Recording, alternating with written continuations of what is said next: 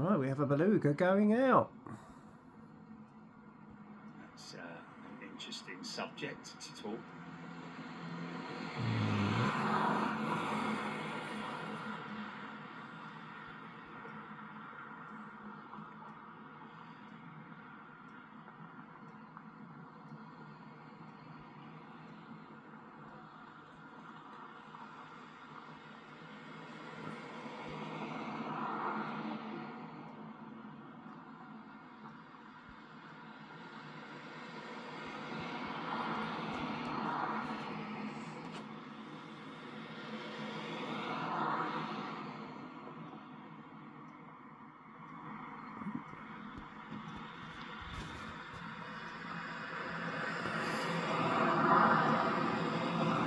She'll sit there for a good 5 minutes. So we're kind of getting a repeat of what we saw this morning, but hopefully, the thing is that when they go out of here, they are generally empty, I would imagine. I can't imagine that they would have anything on them because they've got nothing to take. They're always bringing stuff in, you know. Toby Skinner. Why did I think for a moment that Airbus Beluga was a passenger plane? Well, you know, no reason why you shouldn't. Suffer 6-3. I take it that the German crews are getting experience on the free C-130Js before flying their KC-130Js. I don't know. Funny coincidence that I read it in a magazine just before you went live that day. Felt called to share the information as I'm still new to a lot of this. Well, Finn, there we go. You are now part of this, my friend. Oh, that jet that did the RTO checks earlier on, he's coming out again, I think. It's Indigo, is it? Oh, it's the family flight. Oh, okay, so now this is interesting, folks. This is the family flight Neojet. Now, Airbus, like Boeing, have a number of aircraft, 350, A330, and these Neos that they use, and the Airbus A380 down there, of course. These are test beds. So like we saw with the ATR, they could be testing anything on this aircraft. Could be for high altitude, it could be, it literally could be anything. Sometimes there's a little bit of a giveaway that we saw, like we saw with the Atoll test quite some time ago. Still doing those runway tests, friction tests on this runway, which is a little bit concerning because that may mean that they won't be using this runway. So thank you, Finn. Make sure you tune in to the show on Friday because your name will be mentioned.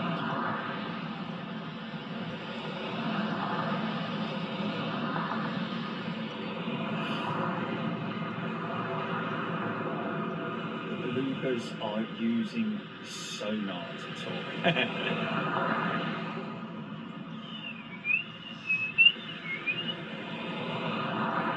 Marcus Critchlow, what engines are the Belugas using? Because the A330s, would they use different engines or just normals? Marcus, good question. The Trent 700 on the Beluga XL, based on the A330 CEO platform. The older one, which you see the back end of there, it's the CF6 powered Beluga, the old Beluga. And of course the Beluga XL is now able to carry 2 sets of wings as opposed to a single set of wings on the older one. So as you can see, obviously much more potential and obviously, you know, more economical in terms of their capabilities. They can do one run. Okay, come on, mate, all the way down here, mate, all the way down here. This is good, unless he turns right now.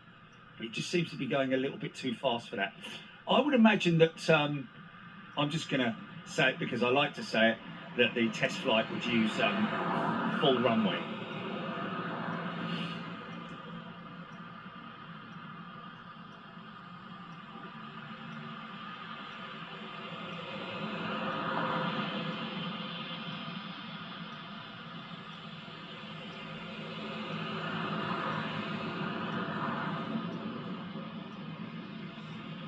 So this is the XL, isn't it? Okay, so they're still testing this. Still, you would have seen this a lot in the news, folks.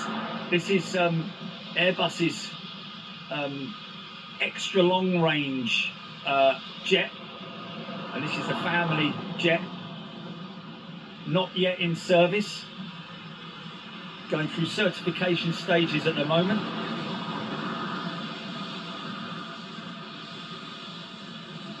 Let's see if we get away there.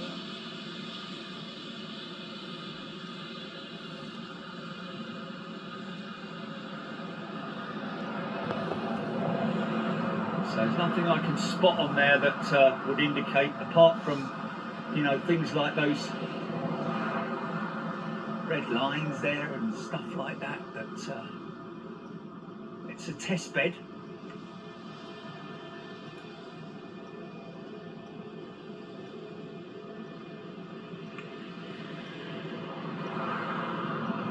God, he lives in the bushes.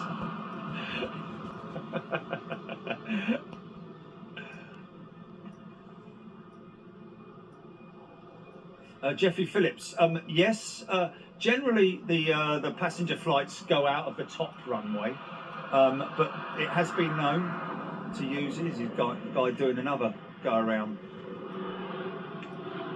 So this is flight training, obviously.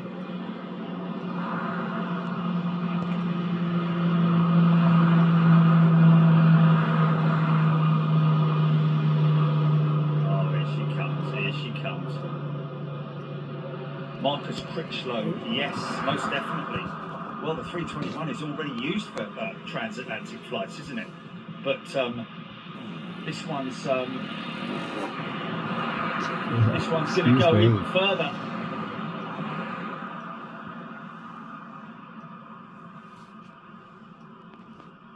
So that's London to Delhi by the looks of it. Is that London to Delhi? So who knows what this is all about? Yeah, but they already do London to New York. Yeah, I know, but it's already. Why would they do that on the XLR if it's?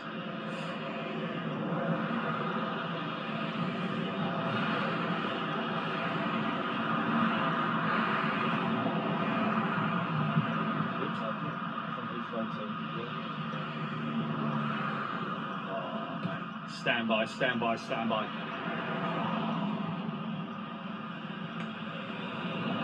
Dig a big smiley face. Don't worry, folks, you're not going to miss the 321.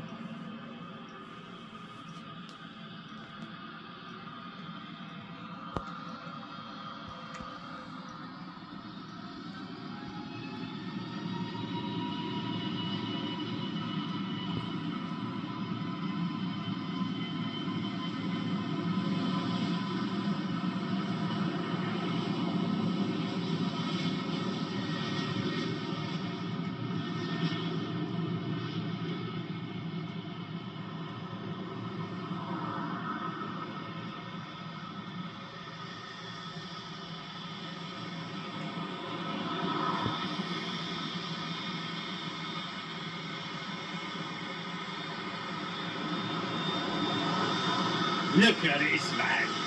How cool is that?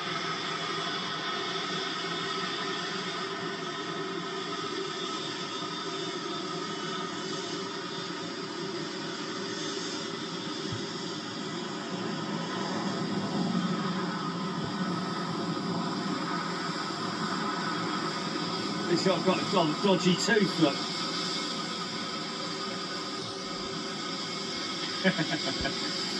It's the shape of a tooth as well.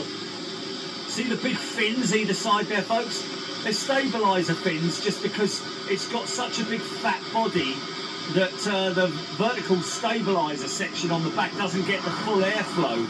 So those two fins are to aid in the stability of the airplane.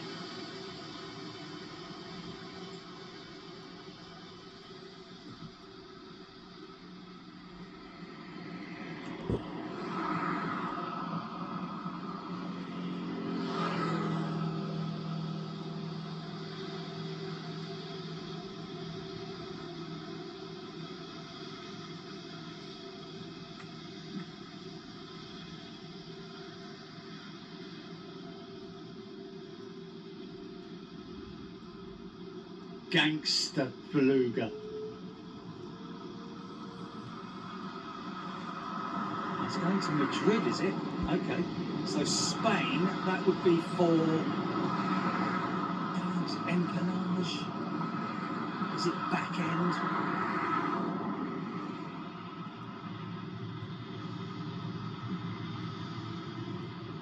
Yeah, man, it's not ugly, man. It's not ugly. Tail. Tail.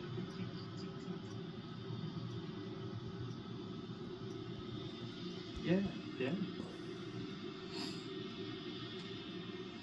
Mr. Rigsby, no, the elevator fins move. Obviously, the elevator, not the elevators obviously move, but the stabilisers do not have any moving parts on them. They are just stabilisers.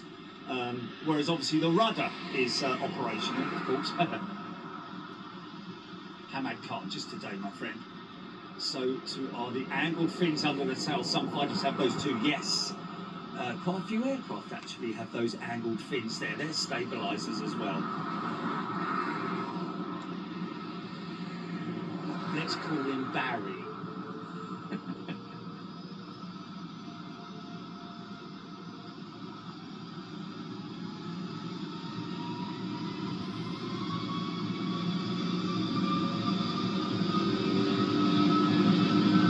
Look at her growling.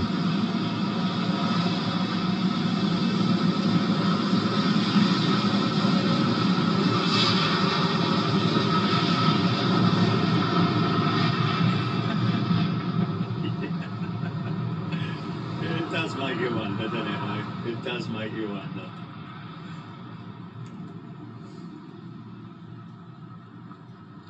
She's light, man. It's got up steep and all.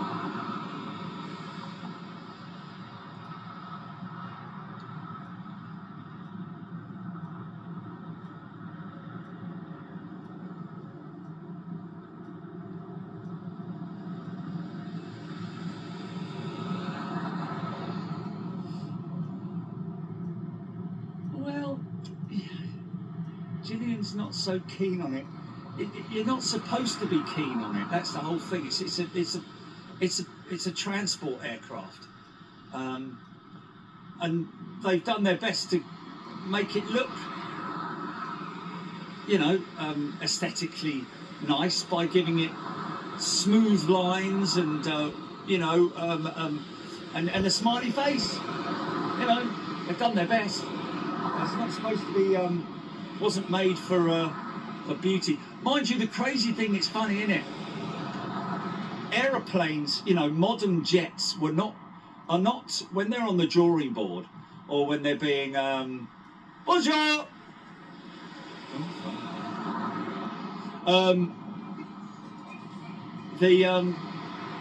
Some people just ain't got any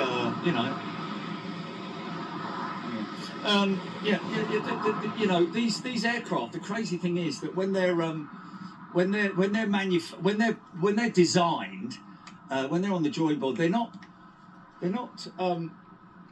made to be aesthetically pleasing. It just so happens because of aerodynamics and modern technology, they just turn out to be beautiful, don't they?